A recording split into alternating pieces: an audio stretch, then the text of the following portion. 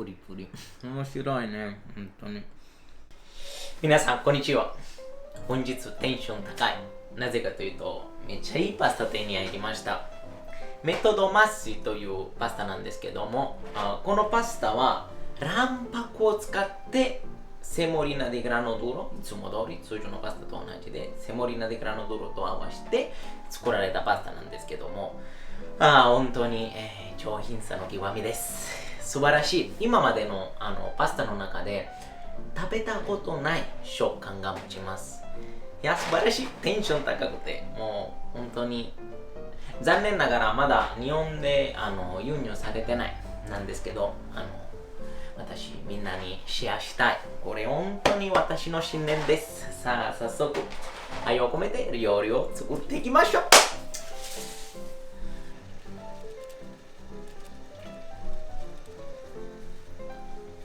超素晴らしいよね。本当にね、このまっすぐ完璧にまっすぐじゃなくて、なんかすごい職人感を感じます。素晴らしいよね。色も普通のパスタと全然違うよね。麺も全然違いますね。ツルツルで、なんかソース絡みやすいよね。ここから見ると確かにちょっと卵白入ってるのかなって思う感じなんですけども、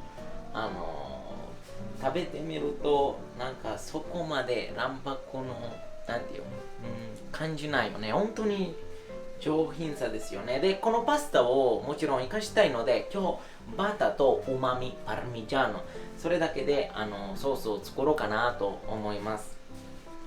それがね、イタリア料理の精髄ですよね。本当に。じゃので、早速。お湯にソルツそして、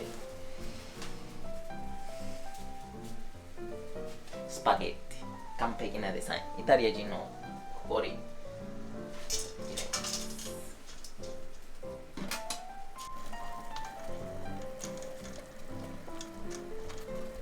トロトロなソースを作るために半分ぐらい茹で汁の中で煮込んで、半分ぐらいフライパン、もう本当にワンパンみたいのようなも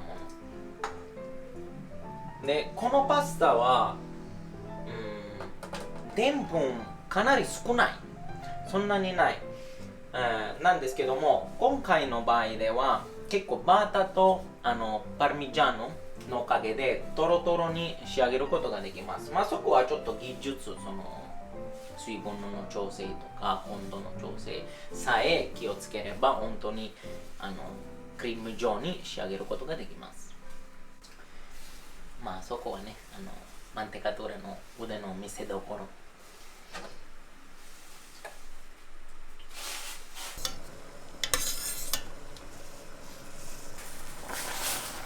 かなり分厚い。スパゲットーニだからね。なので、そういう、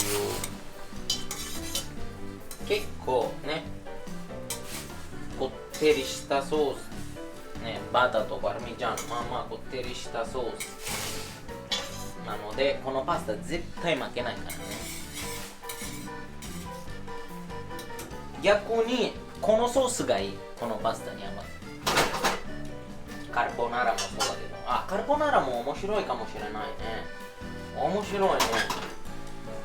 カルボナーラも卵使うからね。面白いね。また今度作ろうね。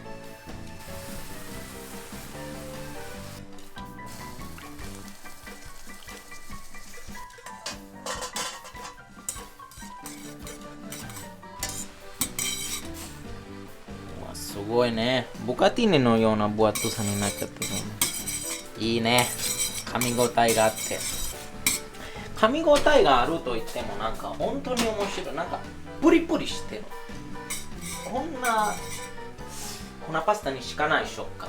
本当に。で、茹で汁もうちょっ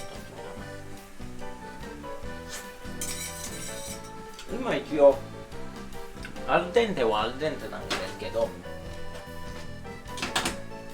通常のパスタのアルデンテの食感と違います。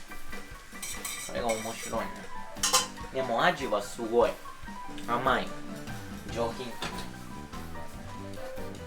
じゃあ茹で汁かなりもう大さじ半分ぐらいになったらカキに入ってて火を消してバターを入れましてちょっと軽く混ぜてちょっとバター入れて温度下がったらパルミジャーノいわゆるうまみを存分にすりおろしていいね。止まらないからね。ちょっとこのぐらいでいいかな。もうちょっとかな。うまみだからね。で愛を込めてマンテカトラします。mantecatura, mantecatura, mantecatura, mantecatura, mantecatura, mantecatura, mantecatura。また茹で汁が少なければ、本当にちょっとずつ足しておきます。で、もう一回マンテカトゥーラ参ります。マンテカトゥーラ。わあ、最高です。ああ、最高。さあ、早速盛りましょうね。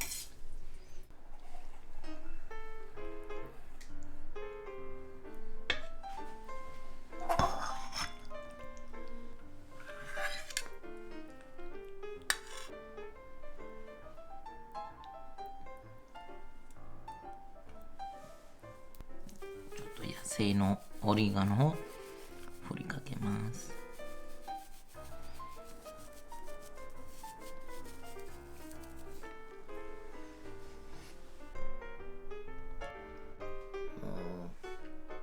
心豊かになってますね。じゃあいただきます。楽しみやね、本当に。食べるたびに楽しい勉強になるからね。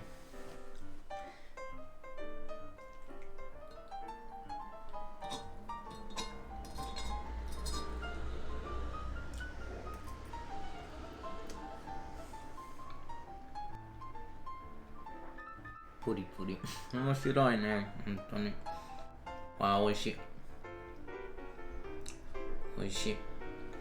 まあ、オレガノがないと、ちょっと、やっぱり逆に、プレインになりすぎかなって。まあ、それはそれで美味しいけど、オレガノの風味足して、なんか、キレが出て、めっちゃ食べやすくなってきて、で、まあ、本当にもう、物が足りないとか、なんか足したいとか、ものはないです。もうこれはこれで一皿完成です。というか、本当にイタリア料理の精髄です。本当に。より良い食材を厳選して技術を使って